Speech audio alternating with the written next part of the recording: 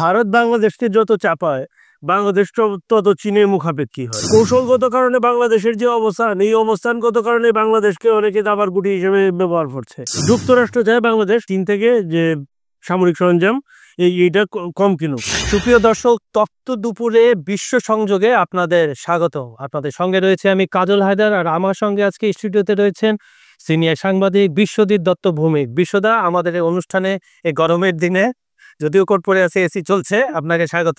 ধন্যবাদ।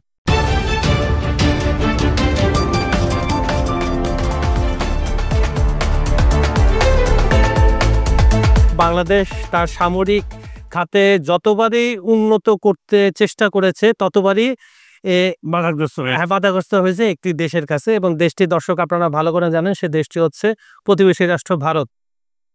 এবং সমস্যা হচ্ছে, বাংলাদেশে যদি আপনি গ্লোবাল ফায়ার ইন্ডেক্স, পাওয়ার ইন্ডেক্সে দেখেন, বাংলাদেশের অবস্থান বর্তমানে 37তম। আস্তে আস্তে ধীরে ধীরে বাংলাদেশ উপরের দিকে উঠতেছে, সক্ষমতা বাড়ছে। আপনার দাদা, যেটা দেখলাম রিপোর্টে, আপনার সাবেক সরকারের আমলে বাংলাদেশ কিন্তু অনেকবারই ভারতের নিজস্ব তৈরি বিমান কেনার চেষ্টা করেছে, কিন্তু তাদের এবং আপনি যে একটা অনেক সময় রিভার্স ইঞ্জিনিয়ারিং কথা বলেন, যে কিনে এনে ওটা দিয়ে আরো নতুন কিছু ধ্বংসস্তূপ থেকে ওটার ভয় কিনা ওরা দিতে পারে না, এমন বাধ্য হয়ে চীনের কাছ থেকে বা রাশিয়ার কাছ থেকে কিনেছে। এখন ঘটনা হচ্ছে, চীনের সাথে ভারতের দীর্ঘদিনের শত্রুতা, এটা ঠিক আছে, কিন্তু আমাদের বাজেট যেহেতু অল্প, অন্যান্য দেশের সামান্য অল্প, কিন্তু সেক্ষেত্রে আমাদের তো বাজেটের সাথে মিলে যে সর্বোচ্চ ভালো জিনিসটা আমি কেনার চেষ্টা করবো। আমি একজন সামরিক বিশেষজ্ঞ নই, দাদাও নয়, কিন্তু আমরা যেটা খালি চোখে বুঝি, আমার কাছে এত টাকা আছে, আমি এত টাকার মধ্যে আমি আমার প্রতিযোগিতামূলক ভাবে যার কাছ থেকে ভালো দামে পাবো, ভালো জিনিস পাবো, এবং তার কাছ থেকে পাবো, শুধু সেই এবং সাথে ফেসিলিটিও। এবং দেখা যায়, আপনি দাদা দেখেন যে বাংলাদেশের ম্যাক্সিমাম কিন্তু সব সেক্টরে, মানে সামরিক সব সেক্টরে চীনের এইটা কিন্তু একটা মজার বিষয়। আচ্ছা, এবার ভারত বাংলাদেশকে যত চাপায় বাংলাদেশ তত চীনের মুখাপেক্ষী হয়। স্বাভাবিক, এটা কিন্তু একটা মজার বিষয়। যদি এইখানে আপনি যেটা বলছেন, যে এইখানে বিষয়টা কিন্তু একদম একটা পরস্পর বিরোধী পন্থা ভারতের। সেটি কিরকম? চীনা সামরিক সরঞ্জাম যাতে বাংলাদেশ কম কিনে, তাহলে আমার দেশের পণ্য তো আমি বাংলাদেশের কাছে প্রেজেন্ট করব, যে আমার পণ্য তুমি কিনো। এইটাতেও কিন্তু ভারত ব্যর্থ। তার মানে এই জিনিসটা কি, পরস্পর বিরোধী হচ্ছে না পুরো ব্যাপারটা, যে আমি আপনার পণ্য কিনতে বাধা দিচ্ছি, তাহলে আমি আমার পণ্য উপস্থাপন করবো, আমি ওইখানে ব্যর্থ হচ্ছি। তাহলে এটা হচ্ছে এটা কি? তাহলে আপনি যদি বলেন, তাহলে কি ভারত কার হয়ে কাজ করছে কিনা, এটা কিন্তু আপনাকে ভাবতে হবে। না, এখানে না কি এলো ভাবতে হবে। আমি আপনাকে বলি, একই সুর কিন্তু মার্কিন যুক্তরাষ্ট্রের। আচ্ছা, যুক্তরাষ্ট্র চায় বাংলাদেশ চীন থেকে যে সামরিক সরঞ্জাম এইটা কম কিনুক। তবে যুক্তরাষ্ট্রটা পরস্পর বিরোধী না, সাথে যুক্তরাষ্ট্র বলছে যে তার দেশের পণ্য বেশি কিনতে হবে। আচ্ছা, এটা তো আসছে, এই কথাটা আসছে আপনার পরের হিসাব। হ্যাঁ, এটা পরের হিসাব। কিন্তু দেখেন, কিন্তু ভারত কি করছে, ভারতের বিষয়টা কিন্তু হাস্যকর। কারণ হচ্ছে কি, যে আপনি চীনের পণ্য কম কিনেন, কিন্তু আমারটাও আমি উপস্থাপন করতে পারতেছি না। আমরা বাংলাদেশ চেয়েছিল ভারতের কাছ থেকে, যে ভারতের নিজস্ব তৈরি যে তেজস প্রশিক্ষণ বিমান, এইটা কেনার জন্য, কিন্তু দেখা গেছে কি প্রতিযোগিতামূলক শর্ত দিতে ভারত ব্যর্থ হয়েছে। ফলে শেষ পর্যন্ত বাংলাদেশের কার কাছে দ্বারস্থ হচ্ছে? রাশিয়া আর চীন। রাশিয়ার কাছ থেকে কিনছে ইউ-130, আর চীন থেকে কিনছে হচ্ছে JF-17। JF-17 বললেই তো আমাদের এই কি জানি বলে, মাইলস্টোনের দুর্ঘটনার কথা মনে হয়। আসলে খুবই কষ্টের বিষয়, হোয়াটএভার। যেটা হচ্ছে যে শেষ পর্যন্ত কিন্তু আবার দেখেন, যেটা বলতেছিলাম, যে ভারত যত বেশি সামরিক সরঞ্জাম বাংলাদেশে চীনা সরঞ্জাম বাধা দিতে যায়, তো বাংলাদেশের কিন্তু আলটিমেটলি তাদের কাছে যেতে হয়, চীনের কাছে। হ্যাঁ, কারণ হচ্ছে কি, যে আমি যে সামরিক সরঞ্জাম উৎপাদন করব, ভারত তো এখনো সামরিক সরঞ্জাম উৎপাদনে স্বয়ংসম্পূর্ণ না, বিকাশমান একটা শিল্প তাদের। আগে হচ্ছে ভারতের যে উৎপাদিত যে সামরিক সরঞ্জাম, সেই সরঞ্জাম কিন্তু ভারতের যেটা করতে হবে, আগে তাদের যে সামরিক বাহিনী, সেই সামরিক বাহিনীতে পুরো দমে অ্যাপ্লাই করে, একদম পুরোপুরি অপারেশন কার্যক্রম শেষ করে তারপরে ওটা মার্কেটে সেল। কারণ হচ্ছে আমার তো কেস স্টাডি তো একটা দেখাইতে হবে যে আমার এই অস্ত্র এই কাজ করে আসছে। ইরান বলতে পারে যে আমার এই ক্ষেপণাস্ত্র ইসরায়েলকে ওই দিক দিয়ে ধ্বংস করে দিয়ে আসছে, ওদের আয়রন ডোম কিছুই করতে পারে নাই। বিষয়টা এইরকম। এখন দেখেন যে প্রতিরক্ষা উৎপাদন খাতে যে পর্যায়ে আছে ভারতে, সেই ক্ষেত্রে ভারত কিন্তু রাশিয়া বলেন, চীন কিন্তু বলেন, যুক্তরাষ্ট্র বলেন বা পশ্চিমা কোনো শক্তি বলেন, তার চেয়ে এখনো অনেক পিছিয়ে। বাস্তবতা হচ্ছে ইরানের চেয়ে অনেক পিছিয়ে, ইরান তুরস্কর চেয়ে অনেক পিছিয়ে। সেই ক্ষেত্রে য- যদি খালি তো বাধা দিলেই হবে না, আমি একটা দেশকে বাধা দিব, কিন্তু বাধা দিব যে কারণে, সেই কারণটা আমার আগে ক্লিয়ার থাকতে হবে। বাংলাদেশের তো হুমকি আছে, বাংলাদেশের সাগরে জলদস্যু, মিয়ানমারে হচ্ছে যুদ্ধ, তারপর এইদিকে ভারতের পূর্বাঞ্চলীয় রাজ্যগুলোতে সমস্যা, এগুলো তো আছেই, একের পর এক লেগেই আছে। তো বাংলাদেশকে তার তার নিরাপত্তা আগে চিন্তা করতে হবে। আগে তো আমার নিজের জীবন বাঁচাইতে হবে, তারপরে বন্ধু বাঁচাবো নাকি? বন্ধু তো আছে, বন্ধুত্ব থাকবে, কিন্তু বিষয়টা হচ্ছে কি, তার আগে কি আমি তো আমার আমার যে অবস্থান, আমার সুরক্ষিত করতে হবে। বাংলাদেশকে বাংলাদেশের অবস্থান সুরক্ষিত করতে হবে। সেই অবস্থান সুরক্ষিত করার জন্য বাংলাদেশের তো অনন্তকাল বাংলাদেশ কোনো কারো জন্য বসে থাকতে পারবে না। পারবে কি? এই সুযোগ তো বাংলাদেশের নাই। সেই ক্ষেত্রে বাংলাদেশকে সেই সাপোর্ট দিতে ভারত ব্যর্থ হয়েছে। ভারত ব্যর্থ হওয়ার কারণেই কিন্তু যেটা হচ্ছে, বাংলাদেশকে পশ্চিমা দেশ বলেন বা রাশিয়া বলেন বা চীন বলেন, ওদের মুখামুখি হতে হচ্ছে। কৌশলগত কারণে বাংলাদেশের যে অবস্থান, এই অবস্থানগত কারণে বাংলাদেশকে অনেকে দাবার গুটি হিসেবে ব্যবহার করছে।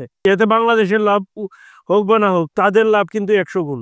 আমরা কিন্তু আপনার 28তম আমদানি অস্ত্র যে আমদানি করে 28তম কান্ট্রি আমরা, তার মানে অনেক দেশই তো আমদানি করে, আর বাজেটটা যেহেতু একটু কম, কিন্তু আমাদের যে আসলে কি সামরিক সরঞ্জাম হচ্ছে কিছু দেশ উৎপাদন করে আর সবাই কিনেই নেয়। এবং বাংলাদেশে যেমন আপনার তুরস্কের ড্রোন রয়েছে, তারপরে আপনার মনে করেন আমাদের ভারতেরও সরঞ্জাম রয়েছে, যেগুলো আমরা সামরিক যান বলি, যেগুলো ভেহিকল, সেটা রয়েছে। রাশিয়ার তো প্লেন রয়েছে। সম্ভবত আমাদের যুক্তরাষ্ট্রের সাথে একটু কম, আর রাডার ব্যবস্থা আমাদের ফ্রান্সের সাথে। ফ্রান্সের থেলাস রাডার হচ্ছে বিশ্বসেরা। বিশ্বসেরা। এই রাডার হচ্ছে যুক্তরাষ্ট্র ব্যবহার করে। হুম। ধারে কাছে এর ধারে কাছে কেউ নাই, এটা এককভাবে ফ্রান্সের বিয়ে আধিপত্য। এখন যেটা হচ্ছে, আপনি দেখেন যে আপনি যেটা বলছেন যে বাংলাদেশ হচ্ছে অস্ত্র আমদানিতে 28তম। ঠিক আছে, অস্ত্র আমদানিতে, কিন্তু যেটা হচ্ছে বাংলাদেশ কার কার কোন কোন জায়গা থেকে অস্ত্র আমদানি করে, আমরা চ্যানেলগুলো যদি দেখি আপনি দেখবেন যে বাংলাদেশের আসলে চীনা অস্ত্র বাংলাদেশে আমদানি কখন বেড়েছে। 2016 সালে মিং ক্লাস 2 সাবমেরিন কেনার মধ্য দিয়ে কিন্তু বাংলাদেশে চীনা অস্ত্রের যে বাজার, এই বাজারটা কিন্তু বাংলাদেশ ধরতে শুরু করেছে। বাংলাদেশের বেশি অস্ত্র তো আমেরিকানই, কিন্তু সমস্যা হচ্ছে কি, আমাদের প্রতিরক্ষার যে বাজেট, আসলে আমাদের আমাদের এই এত জনবহুল একটা দেশ, মানে অন্যান্য এই দেশের এই 18 কোটি মানুষের অন্ন বস্ত্র বাসস্থানের চিন্তা করে, শিক্ষার অবস্থা চিন্তা করে, তারপরে সামরিক সরঞ্জামে ঢালাও সামরিক সরঞ্জাম কিনাটা বাংলাদেশের জন্য বিলাসিতা আসলে। আর আপনার তবে যাই বলেন না কেন, বাংলাদেশ আসলে সামরিক সরঞ্জাম ক্রয়ের ক্ষেত্রে পৃথিবীর সব দেশ যা করে, যারা নিজেদের উৎপাদনে স্বয়ংসম্পূর্ণ তারা বাদে, এটা হচ্ছে যে সব উৎপাদক যেসব দেশগুলো আছে, সব দেশের সামরিক সরঞ্জাম তারা ব্যবহার করে। এর কারণ হচ্ছে কি, যে আপনার যুদ্ধে আপনার যে প্রতিপক্ষ, সে কোন দেশের সাপোর্টার, সে এটা কিন্তু সেও তো কারো না কারো কাছ থেকে অস্ত্র আমদানি করে। আর আমাদের যুদ্ধ করলে আমাদের প্রতিপক্ষ কয় দেশ হইতে পারে, এটা কিন্তু আমরা খুব ভালো রকম জানি। বাংলাদেশ জানে যে বাংলাদেশের কোন কোন দেশ প্রতিপক্ষ হইতে পারে, হুমকি, কারা কারা হুমকি, তারা হুমকি হইতে পারে এবং কিসের জন্য হইতে পারে, এটা বাংলাদেশ জানে। তাহলে বাংলাদেশ যদি একটা দেশ থেকে অস্ত্র কিনে, ওই দেশটা যদি প্রতিপক্ষ দেশ যদি ওই দেশের সাপোর্টে হয়, তখন বাংলাদেশ যুদ্ধক্ষেত্রে বাংলাদেশের অবস্থা কি হবে? তখন তো বাংলাদেশ গোলা বারুদ পাবে না, অস্ত্র পাবে না, তখন যুদ্ধের ময়দানে নেমে এইগুলো খোঁজ করার সময় থাকে না। তো যেহেতু সময় থাকে না, সেহেতু এই চিন্তাগুলো আগেই করতে হয়। এর জন্যে যুদ্ধাস্ত্র, সামরিক সরঞ্জাম সবসময় বিভিন্ন দেশের কিনা হয়, এবং সম্ভাব্য যত দেশ আছে, যত দেশ বাড়ানো যায় তত রক্ষা। এটা হচ্ছে হ্যাঁ, সামরিক ক্ষেত্রে একটা কৌশল, যুদ্ধের পুরো একটা রণনীতি বলা যেতে পারে, এবং প্রমাণিত রণকৌশল। এবং অতীতে অনেক দেশ সেটা করেছে। আমরা দেখেছে রাশিয়া ইউক্রেনের জন্য তা করতে বাধ্য হয়েছে। হ্যাঁ, সামরিক সরঞ্জামে রাশিয়া স্বয়ংসম্পূর্ণ একটা দেশ। তারপর রাশিয়া নিজে বাধ্য হয়েছে এই কাজ করে। ইরান থেকে নেওয়া হয়েছে, চীন ইরান থেকে নিয়েছে, চীন উত্তর কোরিয়া থেকে নিয়েছে, তাহলে রাশিয়া তুরস্ক থেকে নিয়েছে। তুরস্ক থেকে নিয়েছে। সেটাই এখন ওই আপনি যেটা বললেন, আপনার প্রতিপক্ষ কারা, কোন কোন হুমকি, কিভাবে তাদের বৈচিত্র্যময় অস্ত্র কি কি আছে সব দিক থেকে। আর বাংলাদেশের ডিপ্লোমেসিটা সবসময় শান্তির পক্ষে, আপনার সবার বন্ধু, কারো না, বিদ্বেষ নয়। বাংলাদেশের ডিপ্লোমেসি শান্তির পক্ষে না হয়ে উপায় নাই। শান্তির পক্ষে থেকে আমাদের ন্যায্য আদায় করতে হবে। শান্তির পক্ষে থাকা মানে কিন্তু এই না আমি ছেড়ে দিব, আমি দুর্বল বা আমি ছেড়ে দেবো এই জন্য। এবং আপনি প্রতিবাদ করবেন অবশ্যই। আমার সীমান্ত হত্যার প্রতিবাদ আমি করব না? অবশ্যই করব, এবং এটা আমার অধিকার, এটা আমার অধিকার। এটা স্পষ্ট মানবাধিকার লঙ্ঘন। এবার আপনার এখন দেখেন যে জায়গাটাতে আমরা ছিলাম, যে ভারতের দেশীয় তাদের যে সীমাবদ্ধতা, এইটা যেমন বুঝতে হবে, আঞ্চলিক যে অস্ত্র বিক্রির যে আঞ্চলিক আকাঙ্ক্ষা, এটাও বুঝতে হবে। দুইটার মধ্যে যে ফারাক, এই ফারাক কিন্তু ভারতকেই কমাইতে হবে। ভারতকে যেহেতু বাড়িয়েছে সে, সন্দেহ ঢুকেছে সে, ঠিক আছে, কারণ আমার যদি প্রত্যাশা যেটুকু, আমি প্রত্যাশা পূরণ না করতে পারলে আমার আকাঙ্ক্ষা দেখে লাভ নেই।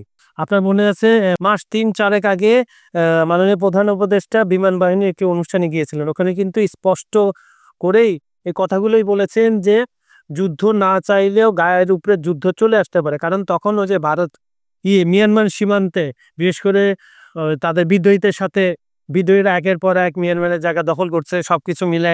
এরপরে প্রধান উপদেষ্টা চীন সফর, আমরা শুনলাম বিভিন্ন সংবাদ মাধ্যমে, বিভিন্ন গ্লোবাল মিডিয়াতে যারা সেখানে কাজ করে, যে চীনের সাথে কিছু কিছু অস্ত্র কেনার ডিল হয়েছে। আমরা সম্পূর্ণ সেটা জানি না, আমরা তথ্য সম্পূর্ণ পেলে এটা নিয়ে আমরা বলবো।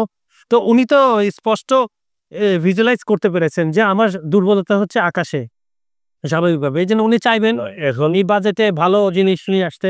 ডেফিনেটলি আমাদের জন্য যেটা ভালো, যেটা সহনীয়, হ্যাঁ, এবং যেটা দিয়ে বাংলাদেশ বেশি লাভবান হবে, সেই দিকেই বাংলাদেশ যাবে। এটাই হচ্ছে বাংলাদেশের অবস্থান। তো সুপ্রিয় দর্শক, এতক্ষণ শুনলেন যে অযথা ভারতের মাথা ব্যথা, ভারত কিছু করতে না পারলেও ভারতের সবসময় একটা উস্কানিমূলক বা কৌশলগত পর্দার আড়ালে বিভিন্ন ধরনের কূটকৌশল তারা চালানোর চেষ্টা অতীতেও করেছে, এখনো করছে। তো আমাদের হাতে যা আজকে এই পর্যন্তই ছিল। আপনারা সবাই ভালো থাকবেন, আমাদের ভিডিওগুলো লাইক, কমেন্ট, শেয়ার করবেন, আমাদের চ্যানেলটি সাবস্ক্রাইব করে রাখুন। আর আমাদের এখানে এই বিশ্ব সংযোগে আপনারা যদি কিছু জানতে চান, আমাদের কমেন্টে লিখুন, আমরা চেষ্টা করব পুঙ্খানুপুঙ্খভাবে আমরা সেটা আপনাদের সামনে উপস্থাপনা করার জন্য। তো আজকে এই পর্যন্তই। আপনারা সবাই ভালো থাকবেন, নিরাপদে থাকবেন। ধন্যবাদ সবাইকে।